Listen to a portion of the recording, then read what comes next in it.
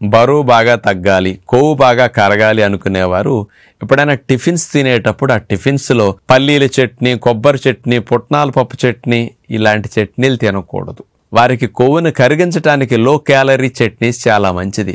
ఎందుకంటే టిఫిన్స్లో వాడే పిండిల్లో కార్బోహైడ్రేట్స్ ఎక్కువ ఉంటున్నాయి, క్యాలరీస్ ఎక్కువ.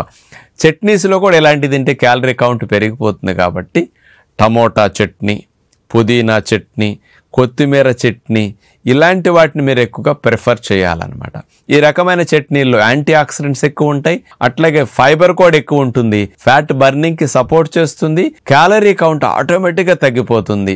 అందుకని మీకు బాడీలో ఇన్ఫ్లమేషన్ తగ్గించడానికి బాగా యాంటీ ఆక్సిడెంట్స్ ఎక్కువ ఉండే గ్రీన్ చట్నీస్, టమోటా చట్నీస్ కూడా చాలా బాగా హెల్ప్ చేస్తాయి. ఒబిసిటీ వల్ల వచ్చే ఫ్యాట్ ఇన్ఫ్లమేషన్ని ఇవి బాగా తగ్గిస్తాయి.